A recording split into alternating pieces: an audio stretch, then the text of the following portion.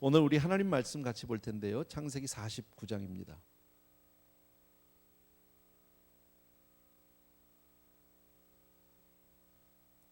창세기 49장 8절 이하에 있는 말씀이에요. 이렇게. 이스라엘의 12지파 가운데 오늘은 그 유다 지파 이야기를 좀 하려고요. 우리 그동안에 루벤 그리고 시므온 또 하나가 누구였었죠? 레위. 죄송합니다. 이렇게 우리 세 지파에 대해서 잠깐 나눴고요. 오늘은 유다 지파 하나만요 같이 나누려고요. 8절 우리 한 절만 같이 읽습니다. 시작. 유다야 너는 내 형제의 찬송이 될지라 내 손이 내 원수의 목을 잡을 것이요 내 아비의 아들들이 내 앞에 절하리로다. 아멘. 그냥 읽어도 참 좋잖아요. 유다야 너는 내 형제의 찬송이 될지라. 여러분 신앙은 여러분 우리가 신앙생활하는 것은 물론 궁극적으로는 우리가 영원한 저 천국 하나님의 자녀가 되고 정말 그렇게 우리의 영혼 구원에 있겠지만은 그러나 하나님은 그 과정 가운데서 저와 여러분에게 복 주시기를 원하는 줄로 믿습니다. 그래서 오늘 이렇게 나오신 분들 정말 귀한 거죠. 우리가 습관적으로 나온 게 아니라 이렇게 하나님 앞에 믿음으로 나오면 잘은 몰라요. 그러나 하루 이 시간 한 걸음 한 걸음이 얼마나 복된 걸음인지 몰라요. 신앙생활 바로 하면 하나님의 큰 복을 받게 되는 줄로 믿습니다. 그 대표적인 예가 유다예요. 이스라엘 12지파는 그 왜 그 제사장의 그 에봇에 보면 12지파를 상징하는 그 보석이 있다고 그랬잖아요. 근데 제일 첫 번째 맨 윗줄 제일 첫 번째가 바로 유다예요. 유다 지파를 상징하는 그 보석인데 성경에는 홍보석 그렇게 되는데 영어로 찾아보니까 루비래요. 루비. 여러분 많이 아시는 거죠? 루비 바지 있는 분? 귀한 걸까요? 예쁜가 봐요. 어쨌든 유다는 형제들 가운데서 뛰어난 자가 되었다. 하나님의 축복하심으로 말미암아 지도자가 되었다. 이런 거죠. 하나님은 이스라엘 12지파를 잘 묘사하면서 항상 유다를 앞세우고 계세요. 더군다나 또 예수님이 유다의 지파에서 오셨다라는 것도 얼마나 귀한지 몰라요. 그죠? 그래서 오늘 그 지난 시간까지 우리가 보면 그 야곱이 그 자식들 12자녀를 축복하면서 루벤, 시므온, 레위를 할 때 그렇게 썩 좋은 얘기들이 안 나왔어요. 그런데 유다는 시작부터 아주 정말 유다에 너는 형제의 찬송이 될지라 너무너무 기쁘고 감사한 이야기로 시작하고 있다. 또 신명기 그 33장에 보게 되면 모세가 이스라엘 12지파를 축복하는 그 내용이 나옵니다. 신명기 맨 마지막이죠. 축복할 때 보게 되면 12지파 가운데 야곱은 큰아들, 둘째 아들, 셋째 아들, 넷째 아들 순서로 축복을 했는데 모세는요 유다부터 시작해요. 순서가 바뀌었어요. 조금 시대가 지나면서 야곱보다 한참 뒤인 모세는 축복할 때 보니까 유다 먼저 시작한다. 그렇게 보면 유다를 가장 으뜸으로 그렇게 한 것 같아요. 또 아까도 말씀드린 대로 방금 예수님도 바로 유다 지파에서 오셨다. 이거 얼마나 소중한지 모르죠. 사실 어떤 그 자연적인 조건, 인간적인 조건으로 보게 되면 유다는 썩 좋은 조건은 아니에요. 왜냐면 뭐 맏아들이 아니니까, 둘째도 아니니까, 또 막내도 아니니까, 넷째, 12형제 중에서 넷째면 그렇게 뭐 특별할 수 없는 거잖아요. 그죠? 중간에 낀 그런 형제, 주목받기 어려운 넷째 아들인데 그 위로 자기 형들이 있는데 그 형들은 정말 내추럴리 받은 축복이 있는 거죠. 하나님의 은혜가 있는데 그걸 다 스스로 놓쳐버린 거예요. 망쳐버린 거예요. 형들이 망침으로 인해서 어찌 보면 유다는 그 복을 자기가 받았는지도 몰라요.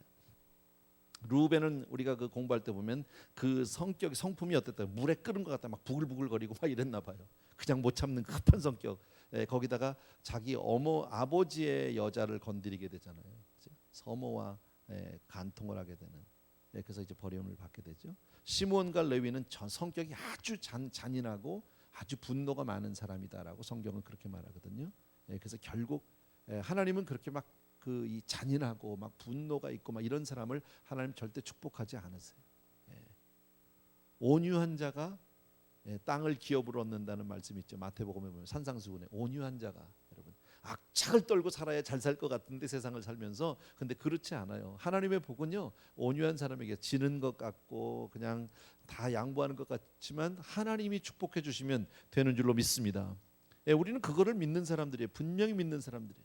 예, 신앙 안에서 당장은 내가 손해 보는 것 같고 조금 억울한 것 같아도요, 주님을 믿고 그렇게 그냥 묵묵히 한 걸음 한 걸음 가다 보면 예, 모든 일이 합력해서 선을 이루는 그런 복이 있어요. 하는 일마다 잘 되어지는 그런 복이 있는 줄로 믿습니다. 예, 오늘 우리 유다를 통해서 몇 가지 우리 좀 배우고 싶은 그런 삶의 교훈들이 있습니다. 특별히 우리 12지파를 공부하면서는 정말 여기서 삶의 교훈을 배우는 거죠. 이렇게는 하지 말아야 되겠다. 이렇게 해야 되겠다. 이런 건데, 첫 번째 바로 뭐냐면요, 인생의 실패는 내 스스로가 선택을 잘못했기 때문이에요. 그 형들을 보면 우리가 잘 알죠. 삶이 잘 안 풀릴 때 왜 안 풀릴까? 내가 선택을 잘못한 거예요. 사실은 시작을 잘 못한 거예요. 그래서 실패하는 사람을 보면 늘 망할 일만 골라서 합니다. 실패한 일만 골라서 하게 되고요. 그래서 또 하나는 실패하는 사람은 인격적으로, 영적으로, 도덕적으로 훈련이 안 돼 있어서. 여러분, 루벤 우리 공부했잖아요, 그죠? 시므온, 레위 조건이 참 좋잖아요. 첫째 아들, 맏아들 얼마나 귀한 거예요. 더군다나 그 어머니가 루벤을 낳았을 때 야, 아들이다 막 이러면서 낳았다고 그랬잖아요. 그렇게 좋아했던 어머니, 부모님의 기쁨이 되었던 아들들이 훈련이 안 돼 있는 거예요. 영적으로, 어떤 그 인격적으로 훈련이 안 돼 있으니까 자기 스스로 받은 복을 다 잃어버리는. 그러니까 사람은 참 훈련이 돼야 되는 것 같아요. 그래서 훈련 잘하기, 훈련 받기 제일 좋은 데가 교회예요. 여러분, 그냥 괜히 빈말 아니에요. 여러분, 훈련이 교회만큼 훈련 받기 좋은 데가 없어요. 왜냐면 다른 데는, 직장 같은 데는 제가 말씀드리잖아요. 싫어도 그냥 어쩔 수 없이 목구멍이 포도청이라 그냥 간다고. 싫어도 그냥. 근데 교회는요, 나 싫으면 안 하잖아.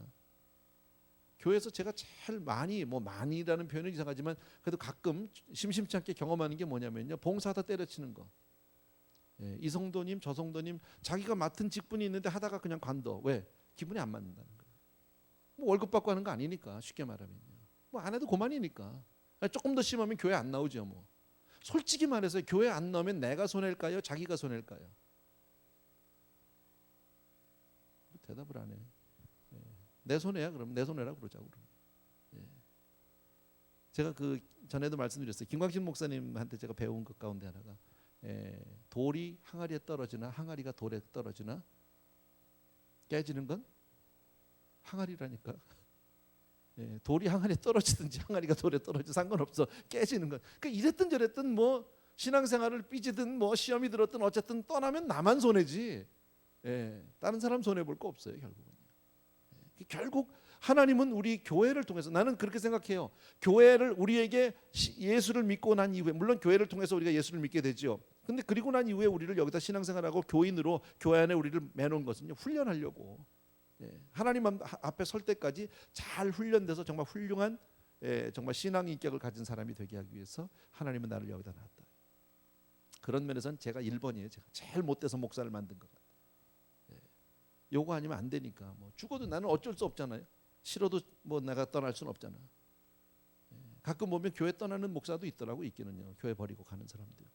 난 못 버려요. 왜냐, 갈 데가 없어요. 사실이에요. 있어야 돼. 난 버텨야 돼. 무슨 일이 있어도 버텨야 돼. 절대 시험 들 수 없어. 아무리 속이 상해도 난 참아서 내야 돼. 근데 그러다 보니까 제일 많이 변하는 사람이 누구냐면 저예요.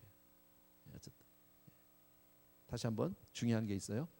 여러분, 인생은, 실패하는 사람은요, 선택을 잘못해서 그래요. 매 순간순간마다. 우리가 매 순간순간마다 인생의 갈림길에서 내가 하나님이 원하신 쪽을 택하면 틀림없어요. 하나님이 기뻐하시는 쪽으로 내 인생을 딱 선택을 하면 틀림없어요, 여러분.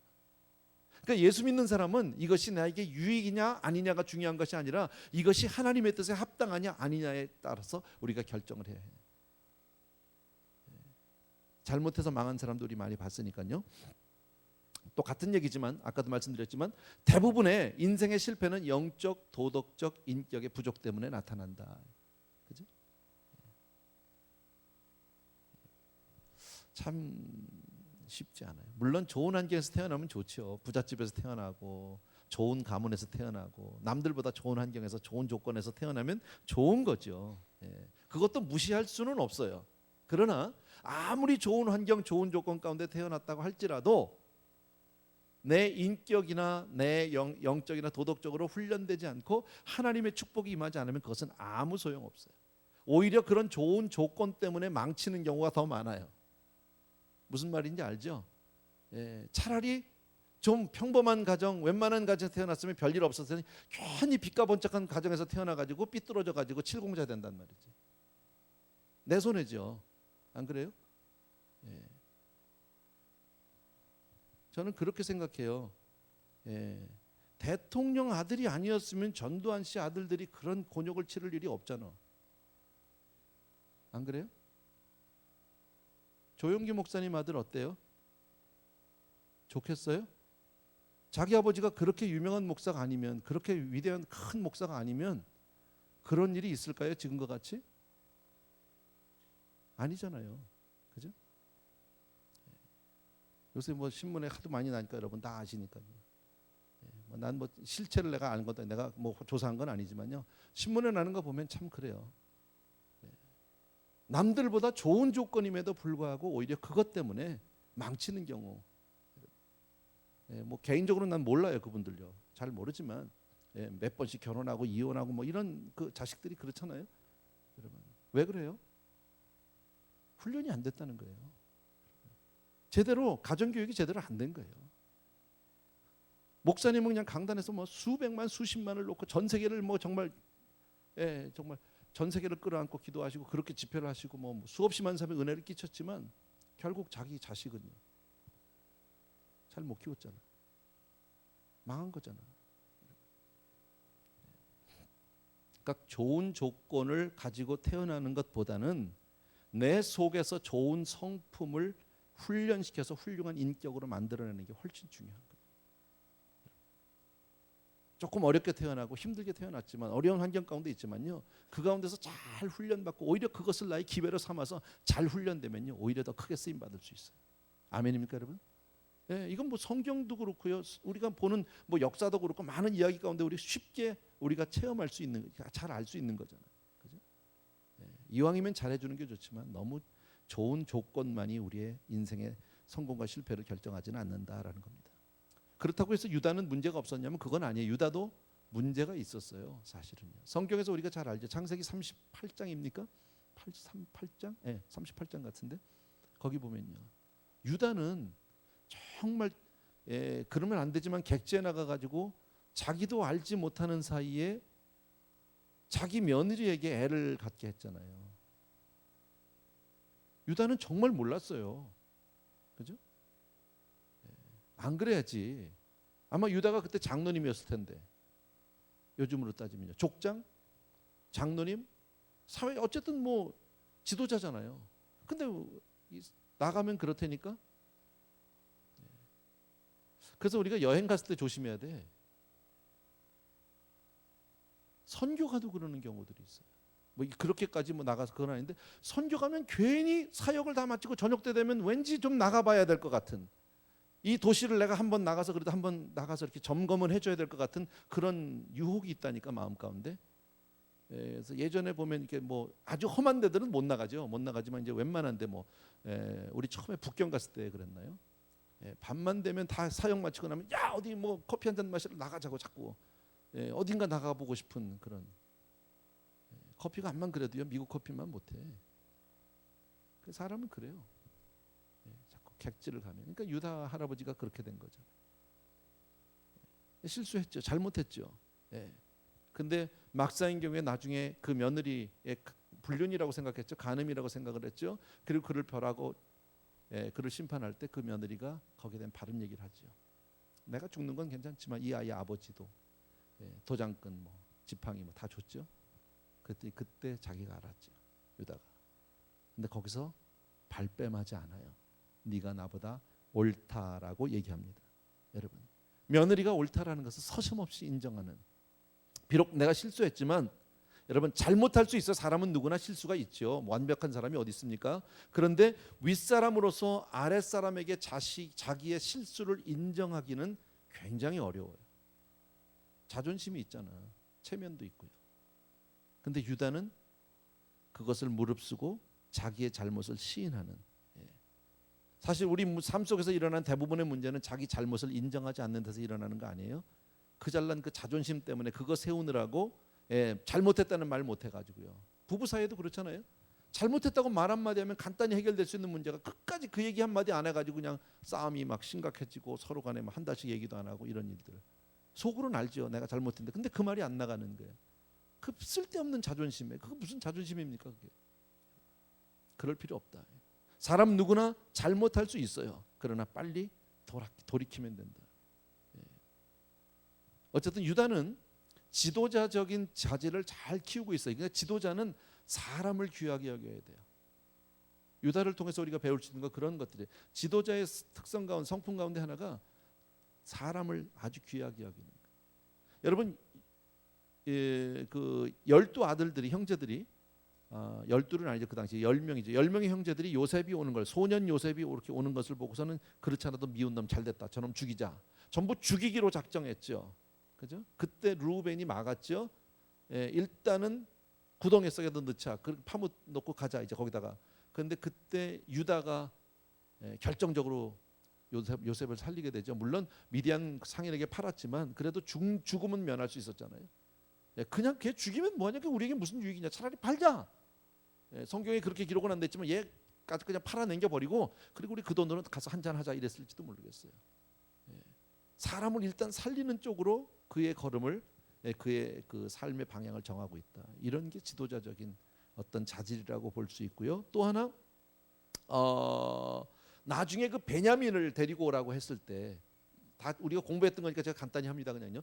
베냐민을 데리고 오라고 요셉이 그렇게 했을 때 그 자기 아버지를 잘 설득하는 모습들, 자기가 책임지고 아버지에게 끝까지 베냐민을 내가 지키겠다라고 하고 그런 약속하는 모습들을 봤을 때 그것도 참 귀한 모습이고요. 또 요셉에게 베냐민을 데리고 올 수 없는 그런 이유들을 충분히 얘기하고, 우리 아버지가 얘 없으면 우리 아버지는 못 사십니다. 우리 정말 나이 많으신 우리 아버지 돌아가십니다.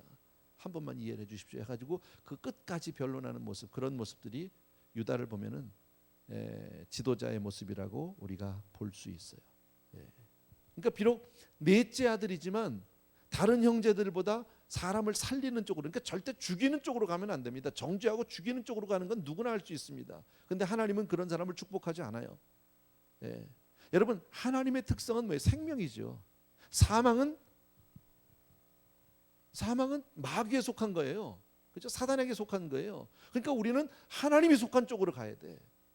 근데 사람들은 내추럴리 자꾸 죽이는 쪽으로, 남을 정죄하고 욕하고 죽이는 쪽은 누구나 잘합니다. 근데 그거는 지도자가 될 수 없어요. 하나님의 축복을 받을 수 없어요. 살리는 쪽으로 서주셔야 돼요. 저도 마찬가지고 여러분도 그렇고, 우리 내추럴리 누구 한 사람 있으면 그냥 막 난도질을 하고 그냥 막 욕하고 정죄하고 그냥 막 죽이는 데는 우리가 아주 전문가들이에요. 익숙해요. 근데 그런 쪽으로 나를 자꾸 개발을 하면 안 돼요. 세상이 다 그렇잖아요. 누구 하나 갖다 놓고 욕하고, 누구 하나 갖다 놓다 바보 만들고, 누구 하나 갖다 인격적으로 모독하고, 이런 건 누구나 잘합니다. 그걸 보고 또 같이 웃고 낄낄거리고, 뭐 TV 같은 거 무슨 뭐 연예 프로그램 같은 거 보면 그런 거 많잖아요. 근데 그렇게 살면 하나님의 복을 받기는 어려워요. 하나님은 그런 사람을 기뻐하지 않으니까요. 살리는 쪽으로 가야 돼요. 여러분, 세워주는 쪽으로 가야 돼요. 다른 사람을 세우고 높인다고 해서 그것이 절대 손해가 아닙니다. 여러분, 황금률이 뭡니까? 내가 대접받고자 하는 대로 대접하라는 거예요. 근데 내가 남을 자꾸 죽이고 내가 자꾸 남을 정죄하고 남을 판단하는 쪽으로 가면 내가 그거 다 받아야 되죠. 그럼 내가 잘 될 수가 없는 거잖아요.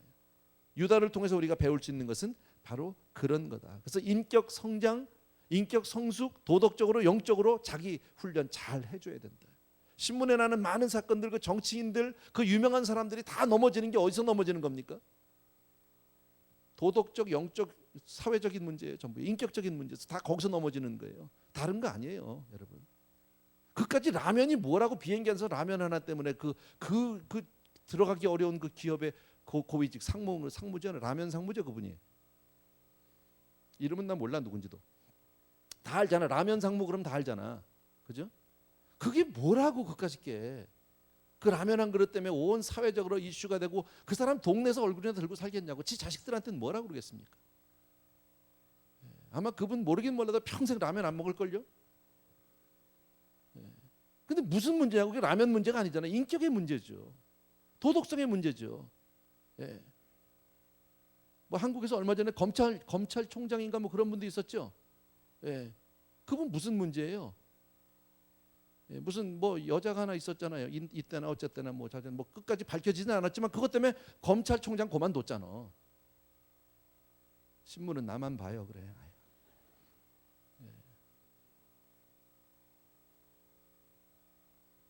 어쨌든 우리는 여러분 잘 내 자신을 영적으로, 인격적으로, 도덕적으로 훈련하고 그러기 위해서 신앙생활을 하는 거예요. 물론 궁극적인 건 아까도 말씀드렸지만 우리가 예수 그리스도를 나의 구주로 주님으로 영접함으로 말미암아 믿음으로 말미암아 우리 구원 얻어요. 그건 틀림없는 사실이에요. 그러나 그 앞에 주님 앞에 갈 때까지 하나님께 갈 때까지 우리가 이 땅에서 잘 훈련되고 내가 성숙하고 성장해야 하나님의 복을 받을 거 아니냔 말이죠. 근데 나만 잘 되는 게 아니라요. 오늘 유다를 통해서 보면 어마어마한 사건이 뭐냐면요. 나 혼자 잘 되는 게 아니라 이것이 자손 만대까지 이루어지고 있다라는. 제가 그 시편 37편인가 설교할 때 이런 말씀드렸죠. 의인의 자식이 걸칙하는 걸 본 적이 없다. 이런 구절 여러분 아시죠? 그죠? 의인의 자식이 다시 말씀드리면 뭡니까? 내 자손들의 내 후손 내 자녀들의 이 축복의 문제는 앞으로 정말 잘 되느냐 못 되느냐 문제는 사실 자식 이전에 나에게 달려 있다라는 거예요. 여러분. 내가 오늘 어떻게 살고 어떻게 신앙생활을 하느냐에 따라서 내 자식들의 삶이 직결되어 있다. 얼마나 중요한 겁니까? 나 혼자 망하고 끝나는 게 아니라 아예 자식들까지 다 망한다. 여러분 너무너무 잘 아는 내용인데 제가 다시 한번 그냥 말씀드리게 수백 번 들었던 이야기일지도 모릅니다. 조나단 에드워즈라는 여러분 그 유명한 분을 아시죠? 그분과 이게 뭐 두세 대 동안에 조사한 거랍니다. 어느 분이 맥스 주크라는 그런 가문과 조나단 에드워드 가문 둘을 조사를 했답니다. 두 세대니까 아마 한 약 80년 혹은 100년 정도를 봐서 그 후손들을 아마 조사를 한 모양입니다. 그랬더니 그 맥스 주크는 무신론자입니다. 근데 그는 역시 결혼도 무신론자고 했답니다. 근데 그의 후손은 조사할 당시에 560명이었었답니다. 맥스 주크라는 그 부부, 무신론자 부부의 두 세대니까 한 100년 뒤에 보니까 560명이라는 거지. 근데 그 중에서 150명이 범죄자예요. 100명이 술주정뱅이고요. 3분의 1이 정신병을 앓고 있고요.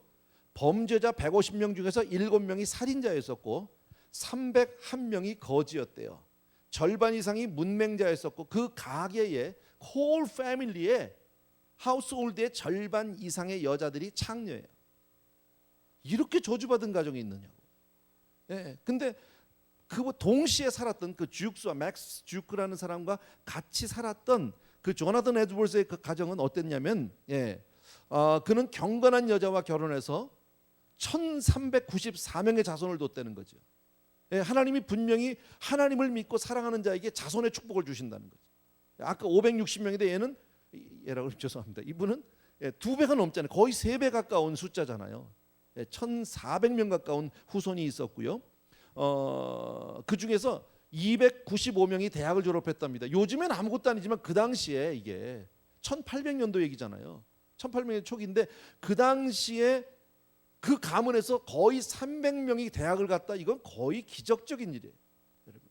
우리로 생각해 보십시오. 우리 조선시대 때 대학을 갔다고 생각해 보십시오. 그리고 그들 가운데 13명이 대학 총장이고요. 65명이 교수고요. 3명이 연방 상원의원으로 선출되고 3명은 주지사였고 30명은 판사였고 102명이 변호사였고 56명은 의사고 75명은 군대 장교가 되었고 100명은 유명한 선교사와 목사 작가가 됐고 1명은 미국 재무부 감사관이었고 다른 1명은 미국의 부통령이 되었다. 너무나 대조적이잖아요, 여러분.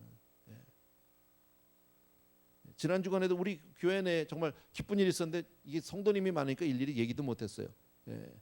우리 성도님들 가정에 우리 자녀들이 2사람이나 변호사 시험에 합격을 했어요. 이거 얼마나 감사한 일이에요. 한 분은 우리 김기준 집사님 아들이고요.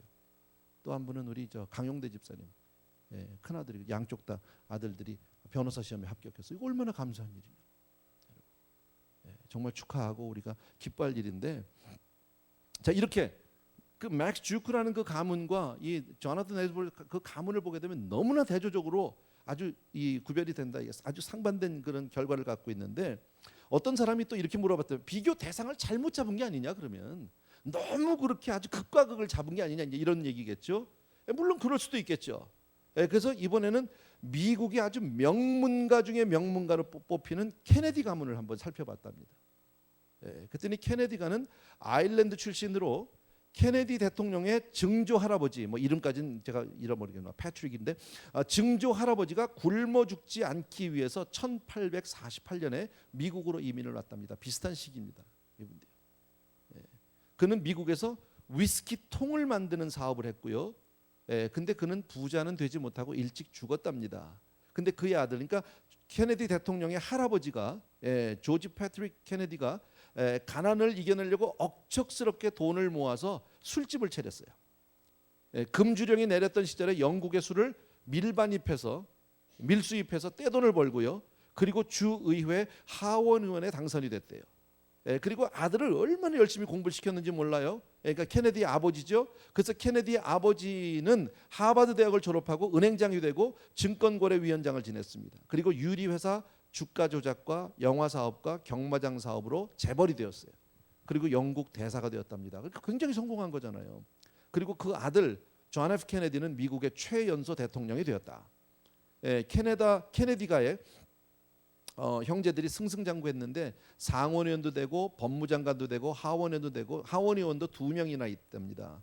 여기까지 보면 케네디 가문은 분명히 성공한 가문이라는 거예요. 그런데 그 뒤에 문제가 생기기 시작했대요. 존 F 케네디의 형 조지 F 케네디는 1944년 공군 조종사로 베를린 공습에 참가했다가 격추당해서 죽었습니다. 그리고 케네디 대통령은 우리가 잘 아는 대로 당선지에서 2년 만인 1963년 45살로 암살됩니다. 또 케네디 대통령의 죽음에 대한 슬픔이 채 가시기도 전에 1968년도 5년 만이죠. 동생 로버트 케네디가 민주당 대통령 후보 지명을 위한 예비선거 운동 도중에 로스앤젤레스에서 역시 피살이 됩니다. 그때 42살입니다. 케네디 전 대통령의 누이 동생 캐슬린은 1948년에 프랑스에서 비행기 추락 사고로 28살의 짧은 인생을 마감하고요. 또 다른 여동생 로즈메리는 어린 시절 받은 뇌수술이 잘못돼서 평생 장애인으로 살고 있고요. 막내 에드워드 케네디 상원의원의 장남 케네디 2세는 1973년 암으로 절명하고 로버트 케네디 아들 데이비드는 이 28살에 1984년 플로리다주 palm비치 휴양 호텔에서 약물 과다 복용으로 죽습니다. 그리고 그 동생 마이클 39살입니다. 당시요.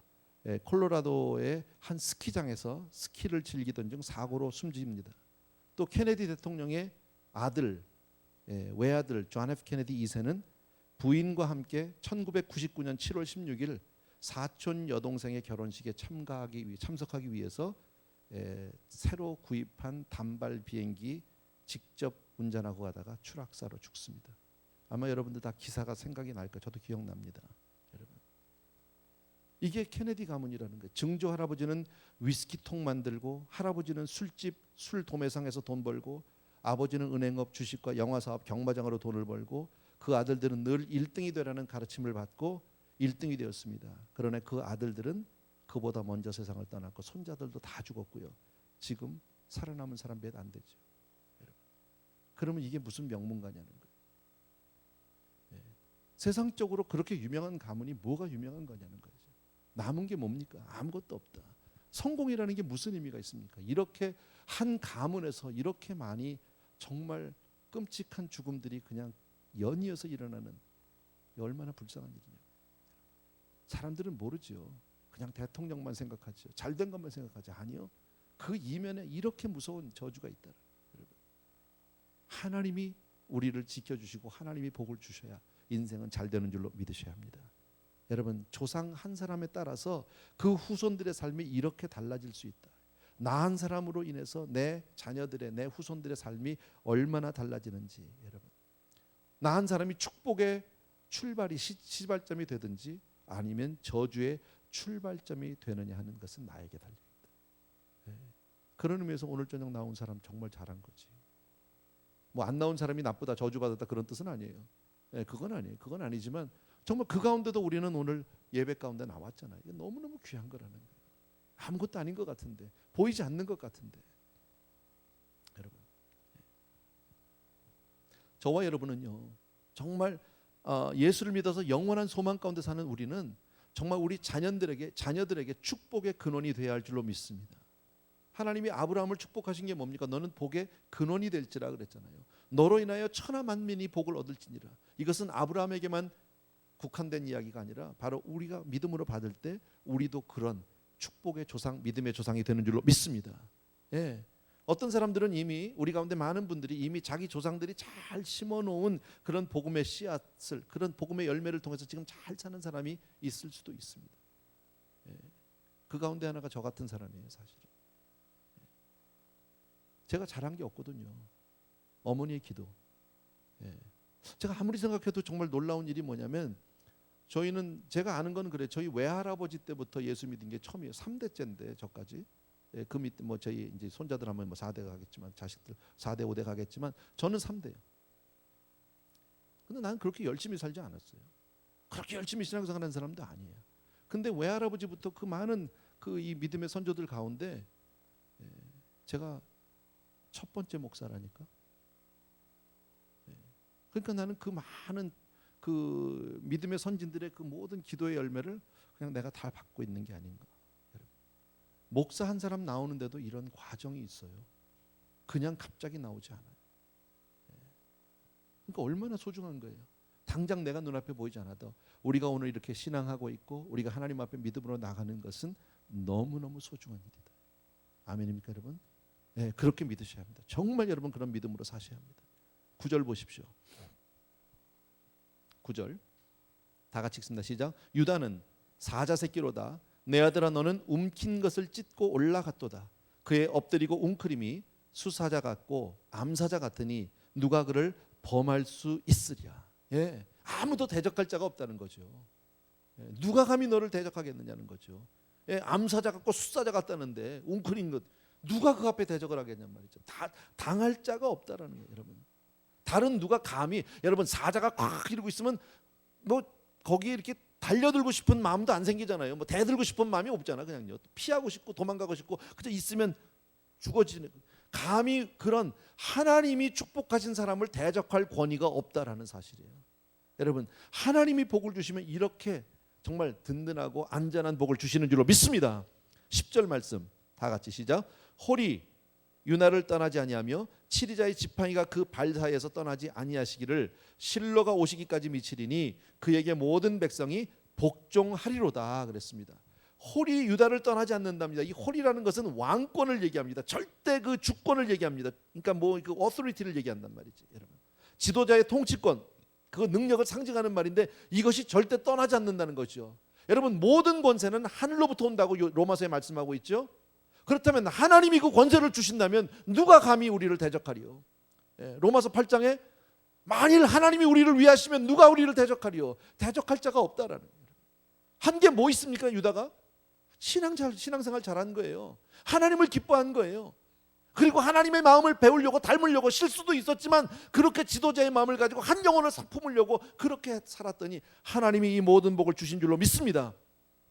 그리고 유다의 후손 가운데서 그러니까 홀이 유다를 떠나지 않고 치리자의 지팡이가 그 발 사이에 있다. 이 말은 다시 말씀드리면 지도자의 통치권과 그 능력이 그와 함께한다라는 거죠.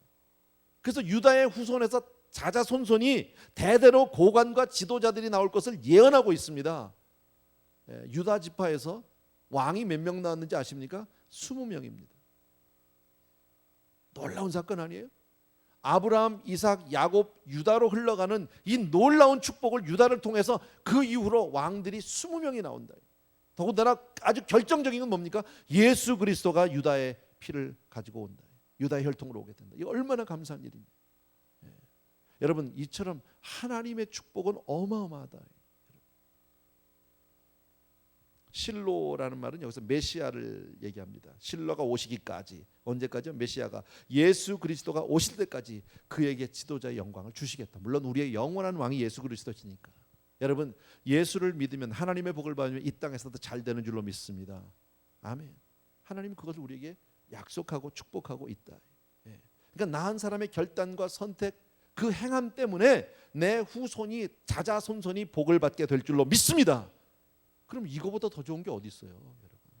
잘 먹이고 잘 입히고 좋은 학교 보내고 공부 잘 시키는 거 중요하지만 그것 때문에 잘 되는 게 아니에요. 하나님이 복을 주셔야 잘 된다. 그러니까 복 받을 그릇을 만들어 줘야지. 복 받을 그릇을, 아무리 좋은 조건이 있어도 하나님의 복을 받을 그릇이 없으면 어떡하냐고. 인격적으로 영적으로 도덕적으로 훈련이 안 돼 있으면 하나님이 복을 줄래야 줄 수가 없죠. 받을 그릇이 없는데 잘못 주면 다 깨져버리는데. 그래서 신앙생활은 끊임없는 자기 개발이고 자기 훈련이에요. 나를 만들어가는 거예요. 변화시키는 거예요. 여러분, 제가 자주 이런 말씀 드렸지만요, 세상의 다른 모든 종교 미신 이런 것과 다른 게 다른 모든 종교는 나는 가만히 있고 환경만 바꾸자는 거예요. 환경만 바꾸자는 거예요. 그러니까 어디를 가야 내가 복을 받느냐는 거죠. 뭐 동쪽으로 가서 귀인을 만나라. 나는 달라진 게 없어요. 동쪽만 가면 되는 거죠. 성경은 우리에게 그렇게 얘기하지 않아요. 내가 달라져야 된다는 거예요. 내가 변해야 된다는 거예요. 나은 사람만 변하면 세상이 달라질 수 있어요. 나은 사람만 변하면 주변이 달라질 수 있어요. 그죠? 세상 사람들은 어떻게 합니까? 결혼하면요, 상대 배우자를 바꾸려고 합니다. 와이프를 바꿔보려고 하고 남편을 길들여 보겠다고 하고 서로 안 됩니다. 그거 가지고 내가 달라져야 된다라는 거예요. 이게 하나님의 법칙인데 사람들은 내가 바뀌는 건 안 하고 남만 바꾸려고 하니까 안 되죠. 그 신앙은 끊임없이 내 훈련이에요. 변하는 거예요. 그러니까 신앙은 우리가 신앙생활하면서 끊임없이 바뀌어야 돼요. 달라져야 돼요. 내가 안 변하면 안 되는 거예요. 여러분 다 아는 거죠, 그죠? 11절과 12절 우리 같이 읽고 마칩니다. 다 같이 시작. 그의 나귀를 포도나무에 매며 그 암나귀 새끼를 아름다운 포도나무에 맬 것이며 또 그 옷을 포도주에 빨며 그 복장을 포도즙에 빨리로다. 그 눈은 포도주로 인하여 붉겠고 그 이는 우유로 인하여 희리로다 그랬습니다. 이것은 유대 민족을, 유다 그 지파를 향한 하나님의 놀라운 축복입니다. 눈에 보이는 축복입니다. 포도주가 너무너무 풍성하고 흘러넘쳐서 그것으로 옷을 빨아도 될 정도의 풍요로움을 주겠다. 얼마나 풍요로우면요, 포도주에다 옷을 빨어. 진짜 빨라는 얘기는 아니겠죠. 그러나 그 정도로 넘친다. 빨래할 정도로. 여러분, 그만큼 농사가 풍요해. 포도주로에다가 막 빨래하려면 농사가 잘 돼야 되잖아요. 그죠? 그리고 함께 나누는 그 기쁨, 풍요로움, 하나님이 이것을 우리에게 약속하고 있는 줄로 믿습니다. 오늘 내용은 이게 다예요, 여러분. 한마디로 얘기하면 우리가 신앙생활만 잘하면 나머지 건 하나님이 다 주신다. 아멘. 귀한 거예요. 정말 귀한 거예요. 나는 그렇게 이 말씀을 보면서 그런 생각이 들었어요. 그러면 우리 성도님들 이렇게 같이 우리가 신앙생활하는 우리 성도님들 한 분 한 분이 얼마나 귀한 사람인지 몰라요. 세상은 우리를 모르죠. 우리가 신앙하는 그 가치를 그들은 이해하지 못하죠. 그러나 복이 내 손에 있는 게 아니니까 나만 달라지면 된다. 그러니까 끊임없이 자기 개발하고 자기 변화를 위해서 애를 쓰고 노력해야죠, 여러분. 그러니까 항상 우리가 신앙생활하면서 아까도 말씀드린 대로 영적인 거 중요해요. 그러나 도덕적인 거, 인격적인 거 매우 중요합니다. 달라져야 합니다. 그리고 하나님을 닮아가는 사람이 돼야 합니다. 모든 사람들을 감싸고 품을 수 있는 사람, 판단하고 저주하고 심판하는 사람이 아니라 세워주고 정말 고쳐주고 감싸주고 싸매주는 그런 사람이 되어야 할 줄로 믿습니다. 손해 아닙니다. 하나님이 나를 축복하시고 내 후손들을 축복해 주실 줄로 믿습니다. 그래서 이와 같이 하나님이 축복하시고 선택한 사람은 앞으로 가면 갈수록 더욱 잘되고 풍요로움이 약속되어 있는 줄로 믿습니다. 신앙생활만 잘하면 되는 거예요. 다른 거 없어요. 충분히 이해되셨으면 한번 아멘. 고맙습니다. 잘 이해해 주셔서 너무너무 감사하고요. 우리 이 시간에 찬송 하나 드리고 싶습니다. 너 시험을 당해 범죄치 말고, 우리 찬송가 중에 있죠.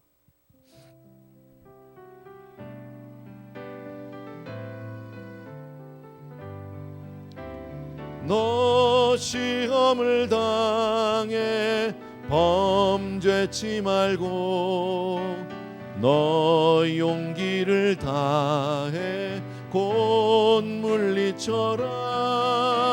너 시험을 이겨 새 힘을 얻고 주 예수를 믿어 늘 승리하라. 우리 구주의 힘과 그의 위로를 빌라 주님 내 편에 서서 항상 다시 한번 너 시험을 당해 너 시험을 당해 범죄치 말고 너 용기를 다해 곧 물리쳐라 너 시험을 이겨 새 힘을 얻고 주 예수를 믿어 늘 승리하리 우리 구주의 힘과 그의 위로를 빌라 주님 내 편에 서서 항상 2절 같이 하겠습니다.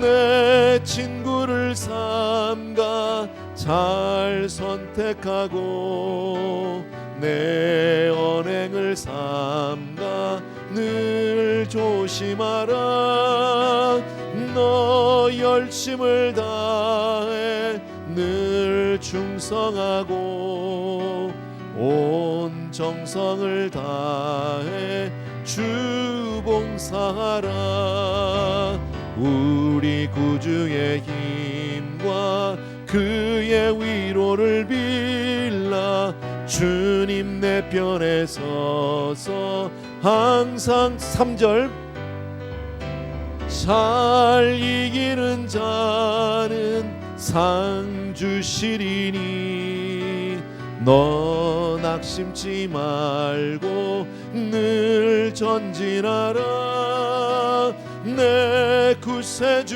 예수 힘 주시리니 주 예수를 믿어 늘 승리하라 우리 구주의 힘과 그의 위로를 빌라 주님 내 편에 서서 항상 도우시리 아멘 아멘. 우리 시간 같이 한번 기도하기를 원하는데 우리 방금 우리 본문을 통해서 본 것 같죠. 나 한 사람의 신앙생활이 얼마나 중요한지 모릅니다.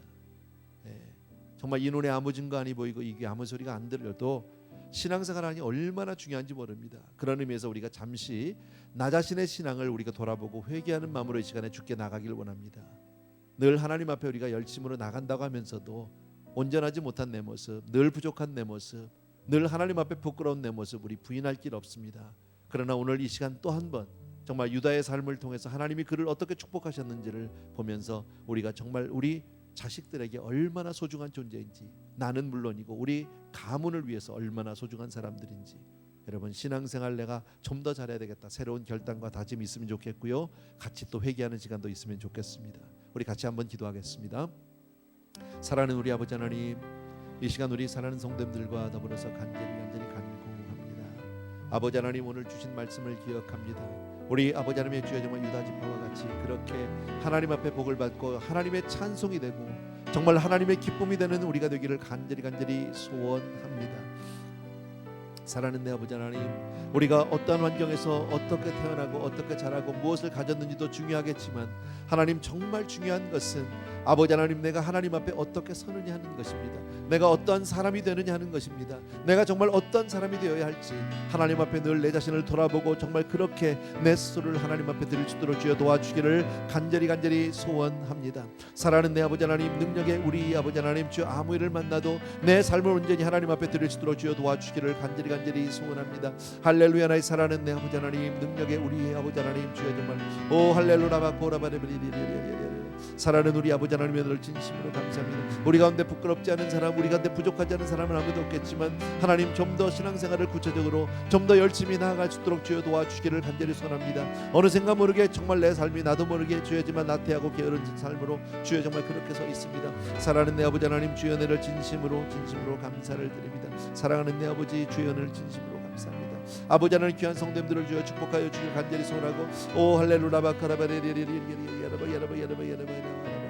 아버지 손들어봐 고라비리리리리리리 사랑하는 아버지 하나님, 우리가 정말 자식으로서 낮아지면서 더욱더 신앙생활을 열심히 하는 그런 아버지 우리가 될 수 있도록 주여 도와주기를 간절히 기도합니다. 가슴에 아버지의 새기게 도와주시옵소서. 사랑하는 아버지 하나님, 온 힘을 다해 주를 향해 나갈 수 있도록 도와주옵소서. 신앙생활을 내 삶의 프라이어리티에 놓기를 간절히 소원합니다. 게으르지 않게 하여 주옵소서. 아버지 나태하지 않게 하여 주시옵소서. 신앙생활이 내 삶의 전부가 되며 도와주옵소서. 주님 앞에 내 삶의 최고를 드리고 전부를 드릴 수 있도록 도와주기를 간절히 소원합니다. 사랑하는 내 아버지 하나님의 기도에 앞서게 도와주옵시고, 항상 기도하라, 쉬지 말고 아버지 하나님의 저 기도하라, 범사에 감사하라 말씀하신 아버지 하나님, 우리가 그렇게 늘 신앙생활 할 수 있도록 도와주기를 간절히 항상 기뻐하며 하나님 앞에 주여 제발 기쁨으로 내 삶을 드릴 수 있도록 주여 도와주기를 간절히 소원합니다. 할렐루야 고라바레리리리리리리리. 주님 앞에 새로운 결단과 다짐이 있습니다.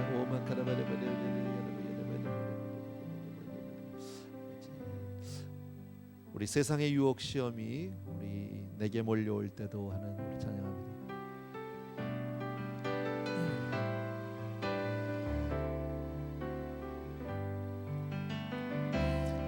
세상의 유혹 시험이 내게 몰려올 때에 나의 힘으론 그것들 모두 이길 수 없네. 거대한 폭풍 가운데 위축된 나의 영혼, 어찌할 바를 몰라 헤매이고 있을 때 주를 찬양, 손을 들고 찬양. 전쟁은 나에게 속한 것 아니니 주를 찬양, 손을 들고 찬양. 전쟁은 하나님께 속한 것이니.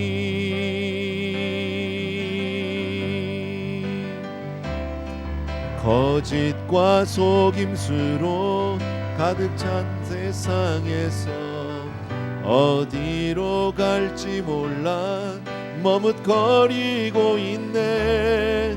공중의 권세 잡은 자 지금도 우리들을 실패와 절망으로 넘어뜨리려 하네. 주를 찬양, 손을 들고 찬양. 전쟁은 나에게 속한 것 아니. 주를 찬양, 손을 들고 찬양. 전쟁은 하나님께 속한 것이니. 다시 한번 우리 처음부터 다시 하겠습니다. 세상의 유혹 시험이 내게 몰려올 때에 나의 힘으론 그것들 모두 이길 수 없네.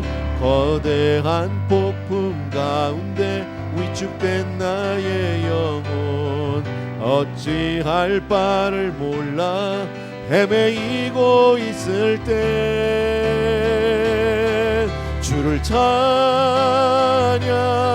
손을 들고 찬양. 전쟁은 나에게 속한 것 아니니. 주를 찬양,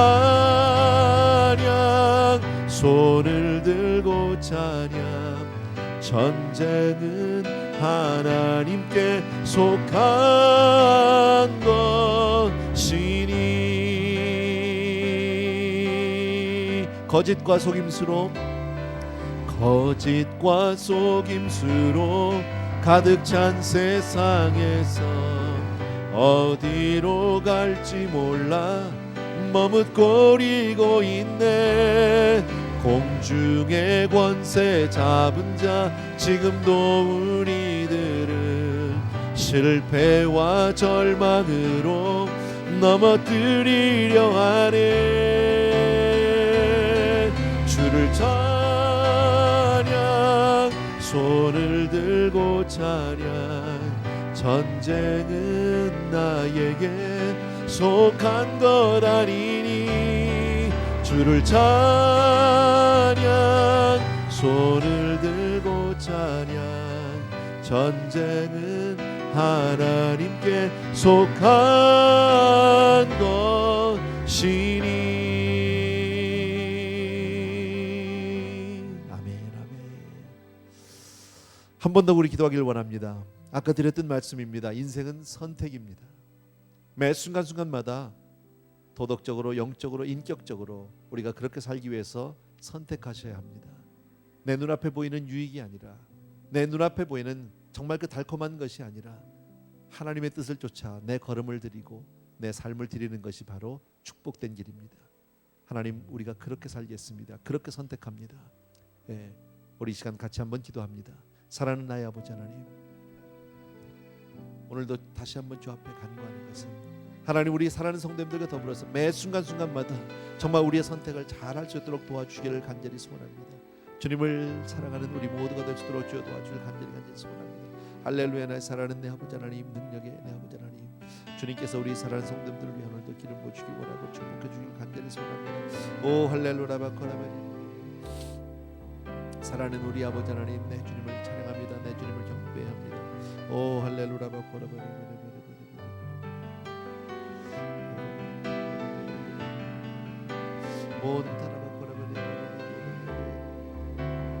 아버지, 사랑하는 내 아버지 하나님, 도덕적으로, 영적으로, 그리고 인격적으로 우리가 그렇게 살기를 간절히 소원합니다. 사랑하는 내 아버지 하나님, 주여 살리는 쪽으로, 사람의 생명을 도우시고 아버지 하나님, 주여 사람을 축복하는 쪽으로 갈 수 있도록 도와주기를 간절히 소원합니다. 할렐루야. 남을 판단하고 정죄하고 저주하는 쪽으로 가지 않게 도와주시고, 사랑하는 내 아버지, 그것은 우리가 할 일이 아닙니다.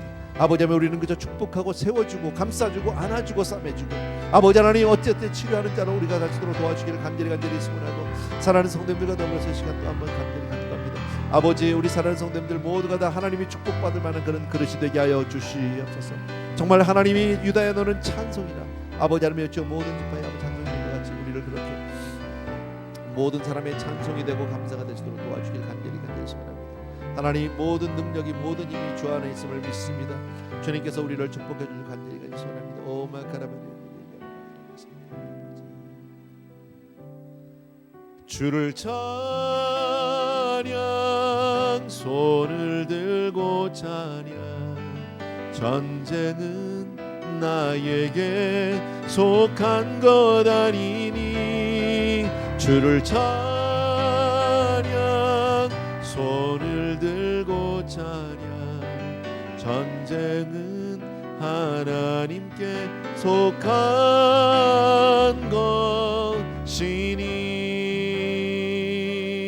것이니.